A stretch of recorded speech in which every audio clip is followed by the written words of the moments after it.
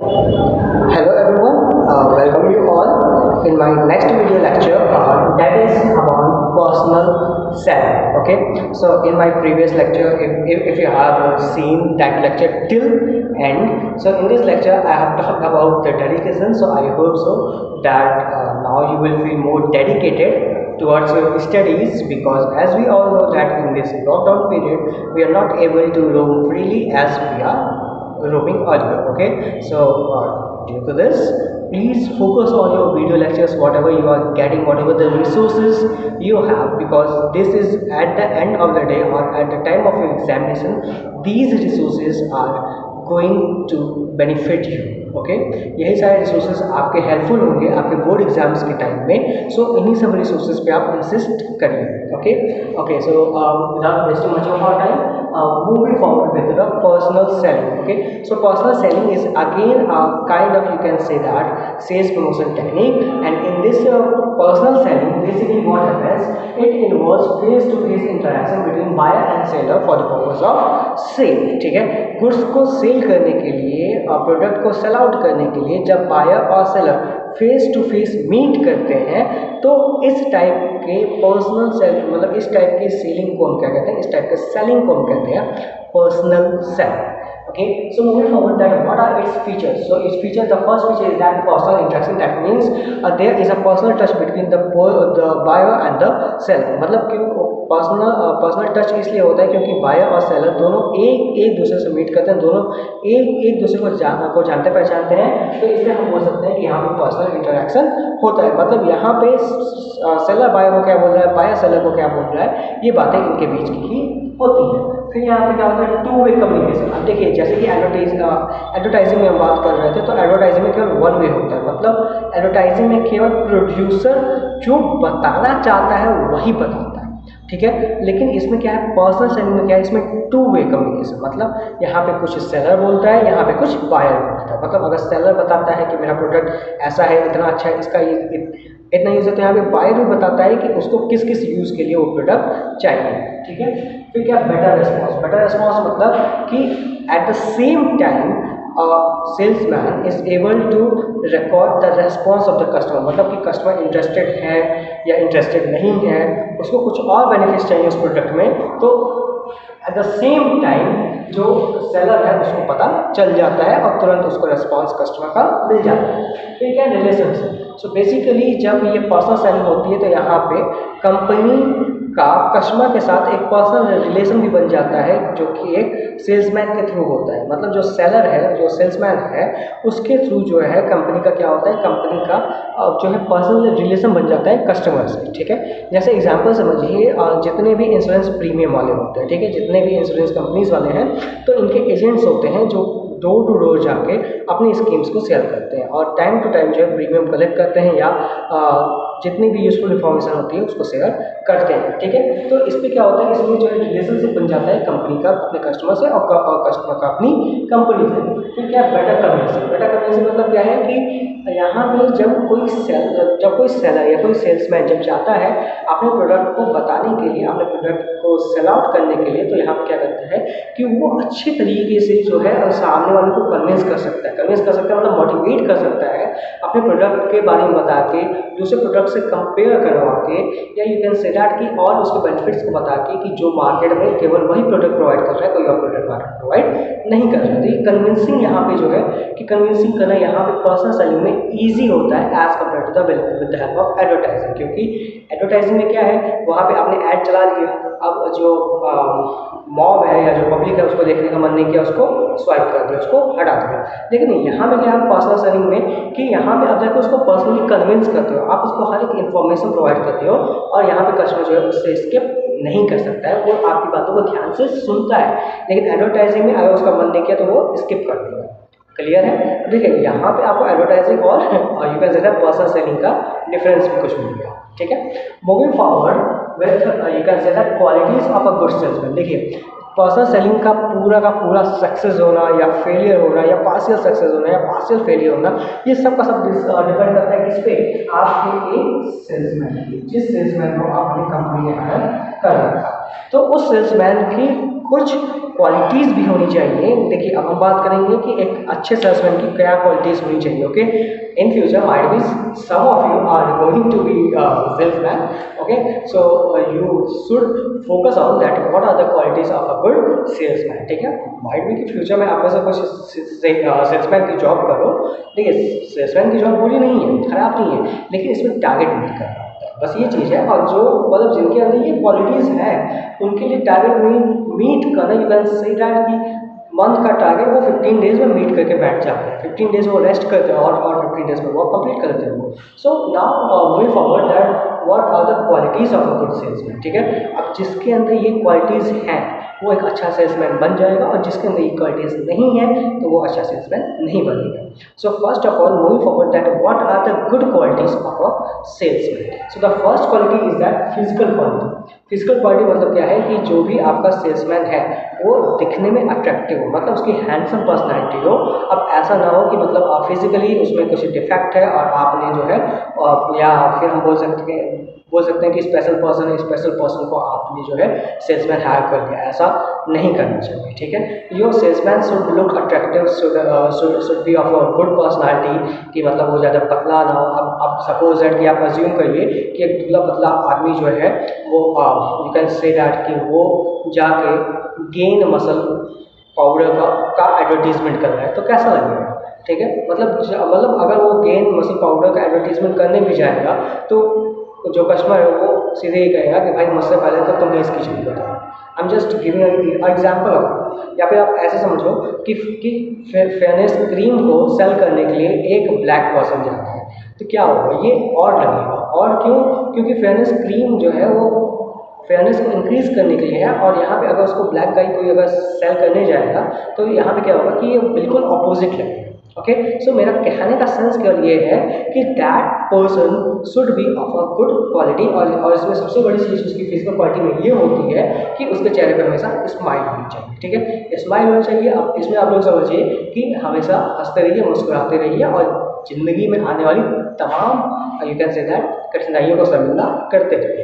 अब यहाँ पे देखिए, अब इसमें क्या होगा कि अगर सेल्समैन जो है वो मतलब हंसमुख है, उसके चेहरे पे कंटिन्यूस स्माइल है, तो तो अब इसमें क्या है कि मतलब वो कूल टेम्पर्ड का है। ठीक है, कूल टेम्पर्ड भी उसको होना ज़रूरी है कि ताकि वो सामने वाली बातों को सुन सके। ठीक है, moving forward to the social qualities.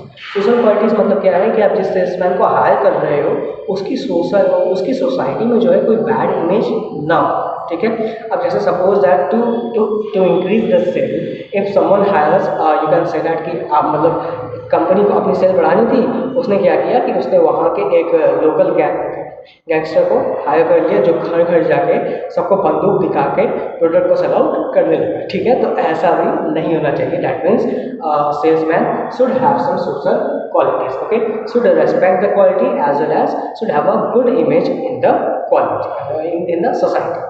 Next is mental quality. Mental quality मतलब क्या है कि वो साउंड माइंड का हो, साउंड माइंड का हो, अच्छा सुनने वाला हो, और एट द सेम टाइम अच्छा रेस्पॉन्स करने वाला हो। ठीक है, रेस्पॉन्स करने का मतलब कि मतलब उसको जो है आंसर्स पता हो, उसको जो कस्टमर को डील करना है, मतलब वो शॉर्ट टेम्पर्ड ना हो, वो कूल टेम्पर्ड हो, और सारी चीज़ों को वो मतलब अपनी बातों से जो है कन्विंस करे, उसका कन्विंसिंग पावर तेज हो। ठीक है, क्योंकि अगर उसका मेंटल क्वालिटी अगर उसके अंदर नहीं होगी, अगर वो कूल टेम्पर्ड नहीं होगा, हॉट टेम्पर्ड होगा, तो ये तो श्योर है भाई कि फिर आपका प्रोडक्ट मार्केट में कभी सेल आउट पर्सनल सेलिंग के जरिए तो नहीं होगा। क्योंकि जब आपका सेल्समैन ही जाके अपने कस्टमर पे अपना गुस्सा निकालेगा, उससे अजीब तरीके से बात करेगा, उससे मिसबिहेव करेगा, तो कस्टमर आपके प्रोडक्ट को क्यों परचेज करेगा? डेफिनेटली कस्टमर आपके प्रोडक्ट को परचेज करने वाला नहीं है। Moving forward, that other qualities. So in other qualities, a good salesman must. No, sorry, my mistake. Moving forward, the technical qualities. Okay, so technical quality में मतलब क्या होता है कि अगर आपका कोई भी सेल्समैन कोई टेक्निकल चीज़ बेचने वाला, मतलब लैपटॉप बेचने जा रहा है, कंप्यूटर बेचने जा रहा है, मोबाइल बेचने जा रहा है, या जो भी टेक्निकल थिंग्स वो बेचने जा रहा है, तो उसके बारे में मतलब उस टेक्निकल प्रोडक्ट के बारे में उसके पास कंप्लीट नॉलेज हो। ठीक है, टेक्निकली वो उसके पास नॉलेज हो कि कैसे प्रोडक्ट को यूज़ करना है, क्या करना है। तो इससे क्या होगा कि इससे उसके पास कंप्लीट इन्फॉर्मेशन होगी जिसको वो अपने कंज्यूमर को बता पाएगा, जिससे कंज्यूमर जो है कन्विंस भी हो जाएगा उस प्रोडक्ट को परचेज करने के लिए। And the last quality is other quality. So when we are talking about the other quality, so in other quality there are number of other things, that is मतलब जो भी आपका सेल्समैन है उसका मेमोरी पावर अच्छा हो, ठीक है, मतलब उसने क्या कहा है, किस कस्टमर से क्या कहा है, ये उसे याद हो, क्योंकि माइट बी पॉसिबल कि आने वाला मतलब कब कौन सा कस्टमर उसके सामने आ जाए, और अगर उसे याद ही ना रहे कि उसने किस कस्टमर को क्या कहा है तो यहाँ पे उसके लिए प्रॉब्लम हो जाएगी। साथ ही साथ जो अदर थिंग्स है वो है कि मतलब वो उसके पास वाइड नॉलेज हो, मतलब केवल अपने प्रोडक्ट का नॉलेज ना हो, उसके साथ ही साथ उसके पास डिफरेंट प्रोडक्ट का भी नॉलेज हो। So these are the some qualities of a good salesman. So जिसके अंदर ये क्वालिटीज़ हैं वो अच्छा सेल्समैन बन जाएगा, और जिसके अंदर ये क्वालिटीज़ नहीं है वो कभी भी अच्छा सेल्समैन नहीं बन पाएगा। Okay, so the thing is that to be a good salesman, you have to require these 5 qualities within you. Okay, moving forward, that what are its advantages to the businessman, to the consumer, or to the other persons. Okay, so moving forward, that its importance to businessman. The first advantage to the businessman is that personal selling is flexible in nature. Personal selling जो है वो flexible है। अब इसको समझिए flexible कैसे है, तो फ्लैक्सिबल ऐसे है कि जो सेल्समैन है वो एट द सेम टाइम जो है various cells promotion techniques use कर सकता है, मतलब डिफरेंट टाइप्स के सेल्स प्रमोशन टेक्निक्स यूज़ कर सकता है एक कस्टमर को अपना प्रोडक्ट सेल आउट करने के लिए। जैसे वो क्वांटिटी डील्स ऑफर कर सकता है, जैसे एट द सेम टाइम वो कुछ यूजेबल बेनिफिट्स ऑफर कर सकता है, डिस्काउंट ऑफर कर सकता है, रिफंड ऑफर कर सकता है। सो ये क्या है कि ये आपका जो है फ्लेक्सिबल मेथड होता है आपका सेल्स प्रमोशन का। नेक्स्ट है less wastage of resource. Less wastage of resource मतलब क्या है कि आपका ज़्यादा रिसोर्स इसमें वेस्ट नहीं होता है, आपका मनी ज़्यादा मतलब इसमें वेस्ट नहीं होता है एक मार्केट को कवर करने के लिए, और आपको पता चल जाता है कि आपके लॉयल कस्टमर्स कौन है जिनके लिए आपको ज़्यादा से ज़्यादा वर्क करना है। नेक्स्ट है helpful in introduction of new product. जब कोई सेल्समैन नया प्रोडक्ट लेके मार्केट में जाता है एक कंपनी का, तो कंपनी के लिए हेल्पफुल होता है। क्यों? क्योंकि यहाँ पे सेल्समैन खुद जाके, या हम यूँ कहें कि सेल्समैन कंपनी का रिप्रेजेंटेटिव बन के उस प्रोडक्ट के बारे में मार्केट के लोगों को बताता है, जिससे मार्केट के लोगों को जो है उस प्रोडक्ट में इंसिस्ट करने में, विश्वास करने में ज़्यादा आसानी होती है। Next is personal support. Personal support मतलब क्या है कि यहाँ पे कंपनी को एक पर्सनल सपोर्ट मिल जाता है कि हाँ मेरा जो ये सेल्स एजेंट है वो मार्केट में जो है लोगों को पर्सनली जानता है। मतलब कंपनी की, अगर हम यूँ कहें कि कंपनी अगर कोई नया प्रोडक्ट लॉन्च करने जाएगी तो कंपनी को अपने सेल्समैन पे कंप्लीट ट्रस्ट है कि उसका सेल्समैन कभी भी उस प्रोडक्ट को किसी भी हालत में मार्केट में सेल आउट कर लेगा। Next is consumer attention. मतलब पर्सनल सेलिंग में ये होता है कि कंज्यूमर अटेंशन ज़्यादा मिलता है, मतलब कस्टमर जो है सेल्समैन की बातों को सुनता है, या हम यूँ कहें कि कंपनी की स्कीम को सुनता है। कंपनी की तरफ से कंज्यूमर भी ज़्यादा से ज़्यादा मोटिवेट होता है कि कंज्यूमर जो है उसी प्रोडक्ट को क्या करेगा, परचेज करेगा। Next topic is importance to consumer. Consumer के लिए क्या इंपॉर्टेंस है? तो कंज्यूमर के लिए सबसे बड़ा इंपॉर्टेंस ये है कि हेल्प इन आइडेंटिफाइंग नीड्स। मतलब एक सेल्समैन क्या करता है कि जो है हेल्प करता है कंज्यूमर की कि वो अपने नीड्स को जाने, और साथ ही साथ जो है तरीके बताता है, वेज बताता है how to satisfy that particular need. Okay, next है latest market information. Okay, salesman के थ्रू जो है जो भी हम यूँ कहें जो भी कंपनी नया प्रोडक्ट मार्केट में लॉन्च कर रही है या नई टेक्नोलॉजी लॉन्च कर रही है, तो जो सेल्समैन होता है वो पर्सनल सेलिंग में कंज्यूमर को पर्सनली जाके लेटेस्ट मार्केट इंफॉर्मेशन जो है प्रोवाइड करता है। Expert advice. एक्सपर्ट एडवाइस मतलब क्या है कि कंपनी जो है खुद सेल्समैन को कंज्यूमर के घर भेजती है, तो कंज्यूमर यहाँ पे एक्सपर्ट एडवाइस भी ले सकता है। एक्सपर्ट एडवाइस का मतलब वो प्रोडक्ट को यूज़ करे तो किस तरीके से यूज़ करे कि उसका प्रोडक्ट जो है वो लॉन्गर पीरियड ऑफ टाइम तक उसको जो है अवेल कर सके, उसके बेनिफिट को ले सके। फिर क्या इंड्यूसेस कस्टमर। इंड्यूसेस कस्टमर मतलब कि कंज्यूमर जो है वो ईजिली इंड्यूस हो सकता है, ईजिली मोटिवेट हो सकता है, ईजिली इंसिस्ट कर सकता है कि भाई कंपनी का एजेंट आया है तो कंपनी खुद हमारे घर आई है और अपने प्रोडक्ट को सेल आउट कर रही है, तो जाहिर सी बात है कि कंपनी जो है हमारे साथ गलत कुछ नहीं कर रही। Okay, so these all you can say that importance of personal selling to businessman as well as to consumer. Moving forward, that how it helps our society. अब देखिए इस बिजनेसमैन हो गया, कंज्यूमर हो गया, इसके साथ ही साथ जो है पर्सनल सेलिंग सोसाइटी की भी हेल्प करती है। अब देखते हैं कैसे।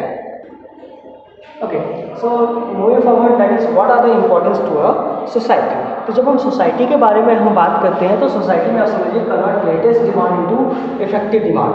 मतलब जो लेटेस्ट डिमांड अभी मार्केट में आई है उसको ये सेल्समैन क्या करते हैं, इफेक्टिव डिमांड में कन्वर्ट कर देते हैं। मतलब वो ज़्यादा से ज़्यादा लोगों को मोटिवेट करते हैं कि लोग ज़्यादा से ज़्यादा प्रोडक्ट को परचेज करें। तो जैसे ही डिमांड मार्केट में इंक्रीज होगी, मतलब जो लेटेस्ट डिमांड है वो इफेक्टिव डिमांड बन जाएगी। तो इफेक्टिव डिमांड बनने से क्या होगा कि कंपनी का प्रोडक्शन इंक्रीज करेगा। कंपनी का प्रोडक्शन इंक्रीज करेगा तो कंपनी वर्कर्स को अच्छा पे देगी, और अच्छा पे देगी तो उनका स्टैंडर्ड ऑफ लिविंग इंक्रीज होगा, और स्टैंडर्ड ऑफ लिविंग इंक्रीज होगा तो ऑटोमेटिकली जो हमारी कंट्री है उसका जीडीपी इंक्रीज हो जाएगा। So what this salesman do in personal selling, you can say that the salesman converts this latest demand into the effective demands. Okay, next is employment opportunities. Okay, so in our country, that is in India, so nowadays that means becoming salesman is, you can say that or you can say that selling, personal selling provides employment opportunities to the youths. Okay, जितने भी युवा वर्ग के लोग हैं तो उन सभी लोगों को जो है एम्प्लॉयमेंट अपॉर्चुनिटी भी प्रोवाइड करती है कंपनी कि वो मतलब उनके अंदर अगर क्वालिटी है वो अच्छे सेल्समैन बन सकते हैं तो उनके पास अच्छी एम्प्लॉयमेंट अपॉर्चुनिटी भी जो है कंपनी को प्रोवाइड करती है। Next is career opportunities. Okay, तो एम्प्लॉयमेंट के साथ साथ जो है कैरियर अपॉर्चुनिटीज़ भी प्रोवाइड करती है कि मतलब क्या है कि पर्सनल सेलिंग जो है वो आपको अट्रैक्टिव कैरियर भी देता है, जॉब सेटिस्फैक्शन भी देता है, वो भी सिक्योरिटी के साथ। सिक्योरिटी के साथ मतलब कि आप सिंपल में समझिए कि जो सेल्समैन अपने टारगेट को डेली मीट कर रहा है, मतलब हर मंथली मीट कर रहा है, तो कंपनी उसके साथ क्या कभी भी जो है मिसबिहेव करेगी? डेफिनेटली नहीं करेगी। ठीक है, तो ये कैरियर अपॉर्चुनिटी प्रोवाइड करता है। ठीक है, mobility of sales promotion. Mobility of sales promotion मतलब कि एक सेल्समैन को अपने प्रोडक्ट को सेल करने के लिए प्लेस टू प्लेस जो है ट्रैवल करना पड़ता है, डिफरेंट प्लेसेस में ट्रैवल करना पड़ता है। तो अगर वो डिफरेंट प्लेसेस में ट्रैवल कर रहा है तो यहाँ पे जो है टूर्स एंड टूरिज्म भी क्या होता है, प्रमोट होता है। फिर प्रोडक्ट स्टैंडर्डाइजेशन। प्रोडक्ट मतलब स्टैंडर्डाइजेशन में समझिए, with the help of personal selling there can be uniformity of consumption by supplying standardise product. मतलब क्या है कि कंपनी जो है स्टैंडर्डाइज प्रोडक्ट को जो है प्रोवाइड करेगी कि ताकि मतलब ईजिली क्या किया जा सके, ईजिली जो है स्टैंडर्ड प्रोडक्ट को प्रोवाइड करके कस्टमर के नीड को सेटिस्फाई किया जा सके। अगर कस्टमर की नीड को सेटिस्फाई करने से मतलब समझिए कि प्रोडक्ट आपका अच्छा होगा तो कस्टमर जो है उसको परचेज करेगा ही करेगा, और कंज्यूमर परचेज करेगा तो फिर क्या होगा कि आपका प्रोडक्ट जो है स्टैंडर्ड फॉर्म में आएगा। और साथ ही साथ आप इससे एक चीज़ और समझिए कि पर्सनल सेलिंग का ये बहुत बड़ा एडवांटेज होता है कि कस्टमर अपनी नीड बताता है कि कस्टमर को उस प्रोडक्ट में और क्या क्या चीज़ें चाहिए, तो कंपनी जो है उसके हिसाब से अपने प्रोडक्ट में चेंजेस ला के ईजिली नए प्रोडक्ट को बना के मार्केट में जो है इंट्रोड्यूस कर सकती है और अपने कंपटीटर्स पे बेनिफिट पा सकती है। Okay, so with this you can say that your personal selling topic is over. Moving forward with the public relation. Okay, so moving forward with the public relation. So in public relation means relation of a company with other groups of the society, that is government, investor, supplier और general public etcetera. ठीक है, public relation में हम केवल customer ही नहीं, customer के साथ साथ जो सोसाइटी के अलग ग्रुप के भी लोग हैं उनके बारे में भी हम बात करते हैं कि कस्टमर की पब्लिक का जो है उनके साथ रिलेशन कैसा है। उनके साथ रिलेशन के बारे में बात करें तो इसमें कुछ उनका फंक्शंस होते हैं कि जिसके थ्रू हम डिफाइन कर सकते हैं कि एक कंपनी जो है वो कितना फंक्शन कर रही है अपने पब्लिक रिलेशन को लेकर। देखिए, पब्लिक रिलेशन का इंपॉर्टेंस पहले समझिए क्यों है। क्योंकि अगर कंपनी गवर्नमेंट के साथ कांटेक्ट में नहीं आएगी, लोगों के साथ कांटेक्ट में नहीं आएगी, अपने इन्वेस्टर, शेयर होल्डर और सप्लायर के साथ कांटेक्ट में नहीं आएगी, तो ये कंपनी की गुडविल को इम्पैक्ट करेगा। ठीक है, इम्पैक्ट करेगा मतलब कि जो ये इन्वेस्टर है अगर वो इन्वेस्टमेंट नहीं करेंगे तो कंपनी को फाइनेंस नहीं मिलेगा। सप्लायर अगर कंपनी को सप्लाई नहीं करेंगे तो कंपनी को रॉ मटेरियल्स अवेल नहीं होंगे। So these all are, you can say that these all groups plays a very vital role in, you can say that performing the functions of a company. Okay, so इसीलिए जो है company को time to time जो है public relation बना के रखना चाहिए। मतलब केवल कस्टमर के साथ नहीं, इन अदर ग्रुप के साथ जो है कंपनी को अपना रिलेशन स्ट्रॉन्ग करके रखना चाहिए। ठीक है, moving forward that about its function. So the first function that a company need to perform is press release. Press release मतलब कि कंपनी को टाइम टाइम पे जो है प्रेस रिलीज करना चाहिए, मतलब अपनी न्यूज़, अपने फिनेंशियल रिपोर्ट्स को पब्लिश करना चाहिए कि ताकि ईजिली जो है जो जितने भी इंटरेस्टेड यूजर्स हैं वो कंपनी के बारे में जान सकें। नेक्स्ट है आपका प्रोडक्ट पब्लिसिटी। प्रोडक्ट पब्लिसिटी में क्या है कि कंपनी को खुद आगे आके स्पेशल एफर्ट्स को लगा के अपने प्रोडक्ट को पब्लिसाइज करना चाहिए, लोगों के सामने रखना चाहिए। और साथ ही साथ जो है हम बात कर सकते हैं कि जैसे कंपनी क्या करती है कि कभी कभी कुछ इवेंट्स को स्पॉन्सर करती है। जैसे क्रिकेट मैच की कोई सीरीज़ हो गई तो लोग क्या कर रहे हैं, मतलब कंपनी क्या कर रही है, कंपनी उसको स्पॉन्सर कर रही है। जैसे हमने अभी कुछ समय पहले देखा था कि वीवो कंपनी जो है, वीवो कंपनी क्या करती थी, वीवो जो है वो आईपीएल को पूरा पूरा स्पॉन्सर करती थी। तो स्पॉन्सर मतलब क्या कि यहाँ पे वीवो जो है वो सामने आके जो है अपने प्रोडक्ट को पब्लिसाइज करती थी, सामने आके बताती थी। फिर क्या है, corporate communication. So in corporate communication you can say that a company has to release its annual reports, brochures, articles और audio video material to the public. ठीक है, मतलब कंपनी जो है टाइम टू टाइम अपने रिपोर्ट्स के जरिए, अपने ब्राउचर्स के जरिए, अपने लीफलेट्स के जरिए जो है कंपनी जो है वो टाइम टू टाइम लोगों के कांटेक्ट में आनी चाहिए कि जिससे लोगों का जो है कंपनी पे ट्रस्ट बना है। Next is lobbying. लॉबिंग मतलब कि कंपनी को लोगों के साथ साथ, मतलब पब्लिक रिलेशन के साथ साथ जो है गवर्नमेंट्स के भी साथ कांटेक्ट में आना चाहिए। जैसे गवर्नमेंट के साथ कांटेक्ट में कैसे, जैसे कंपनी अगर कोई प्रोडक्ट मैन्युफैक्चर कर रही है तो वो प्रोडक्ट हेल्थ गाइडलाइंस को फुलफिल कर रहा है कि नहीं कर रहा है, कहीं वो प्रोडक्ट इलीगल तो नहीं है या उसके कुछ नेगेटिव फॉर्म्स नहीं है। सो इन सभी चीज़ों से जो है कंपनी को टाइम टू टाइम गवर्नमेंट के कांटेक्ट में होना चाहिए। जैसे कि अभी हम बात करें, अभी कुछ दिनों पहले ही मैगी बैन हो गई थी। मैगी बैन किस लिए हुई थी, पाया गया था कि मैगी जो है अप टू द FSSAI का जो स्टैंडर्ड्स है उसको मीट नहीं कर पा रही है। तो क्या हुआ कि मैगी कंपनी को जो है गवर्नमेंट के साथ प्रॉपर कांटेक्ट में रहना पड़ा, FSSAI स्टैंडर्ड्स को मीट करना पड़ा, तब जाके आज कहीं मैगी हमको मार्केट में अवेलेबल हो पा रही है। Next is counselling. काउंसलिंग में क्या है कि कंपनी को टाइम टू टाइम जो है कुछ इवेंट्स को ऑर्गेनाइज करना चाहिए, कुछ सोशल बेनिफिट्स के भी वर्क करने चाहिए कि ताकि कंपनी की जो इमेज है वो मार्केट में अच्छी होती रहे या अच्छी बनती रहे। जैसा कि अभी हाल ही में ये जो पैंडेमिक सिचुएशन जो अराइज हुआ था, तो इस पैंडेमिक सिचुएशन में क्या हुआ था, इस पैंडेमिक सिचुएशन में हमने देखा था कि जो टाटा कंपनी है, रतन टाटा ने खुद सामने आके एक ह्यूज अमाउंट 1500 करोड़ रुपीज़ जो है डोनेट किया था। ठीक है, तो इससे क्या था, इससे टाटा ग्रुप का जो है मतलब यू कैन से दैट उनकी इमेज बहुत अच्छी बन गई कि टाटा ग्रुप जो है वो टाइम टू टाइम हेल्प भी करती है, वो केवल प्रॉफिट ही अर्न करना नहीं चाहती, वो लोगों की हेल्प भी करना चाहती है। Going forward that it helps in achieving marketing objective. Marketing objective को भी हेल्प करने में ये हेल्पफुल होता है। अब देखिए ये कैसे, बिल्डिंग अवेयरनेस मतलब अगर कंपनी बार बार प्रेस रिलीज के जरिए या अपने ऑडियो वीडियो के जरिए अगर कंपनी सामने आ रही है तो क्या कर रही है कंपनी जो है, पब्लिक रिलेशन अपना स्ट्रॉन्ग कर रही है।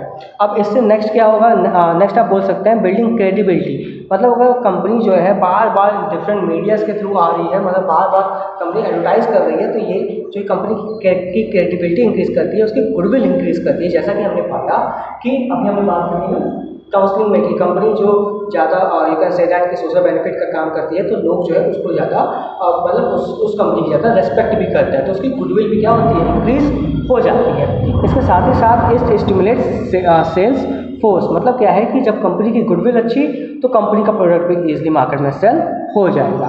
फिर क्या है, लोअर प्रमोशन कॉस्ट। मतलब क्या है कि अगर कंपनी का गुडविल मार्केट में अच्छा है, कंपनी को लोग जानते पहचानते हैं, तो कंपनी को ज़्यादा सेल्स प्रमोशन टेक्निक का यूज़ करने का ज़रूरत नहीं होता है। जैसे आप टाटा कंपनी को देखिए, टाटा ट्रक्स के ऐड बहुत लिमिटेड आते हैं। क्यों?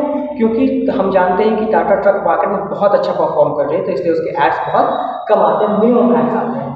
So now moving forward that methods and tools. What are the methods or tools a company can use to build its public relation? So what are the news channel के जरिए अपने product के बारे में बता के, स्पीच मतलब जो भी उसके you can say that honourable person है वो टाइम टू टाइम क्या करें, मतलब अपनी स्पीच को डिलीवर करें, लोगों को मोटिवेट करें, लोगों को इन्फ्लुएंस करने का काम करें। Events time to time different type के इवेंट्स को ऑर्गेनाइज करके हम you can say that investors को टाइम टू टाइम एक मीट रख के अपनी एनुअल जनरल मीटिंग से या डिफरेंट टाइप का जो है ऑफरिंग दे के जो है हम बोल सकते हैं कि एक कंपनी अपने पब्लिक रिलेशन को स्ट्रॉन्ग कर सकती है। रिटेल मटेरियल मतलब ब्राउचर, लीफलेट्स, इनके भी जरिए मतलब इनको पब्लिसाइज करके कंपनी अपने पब्लिक रिलेशन को इंक्रीज कर सकती है। साथ ही साथ पब्लिक सर्विस एक्टिविटीज़ मतलब जैसे अगर किसी तरीके का कोई भी नेचुरल कैलामिटीज आता है तो कंपनी उसमें भी अपना सपोर्ट प्रोवाइड करके, अपनी एड प्रोवाइड करके अपनी गुडविल को इंक्रीज कर सकते हैं. So this is all about your public relation. So I hope so that with this lecture you are able to understand public relation as well as the personal selling concept. Okay, so with this your chapter of marketing is completed. So I hope so that with my video lectures you are able to understand the concept. Okay, and if you face any problem then feel free to ask me. Till then, stay home, stay safe. God bless you all.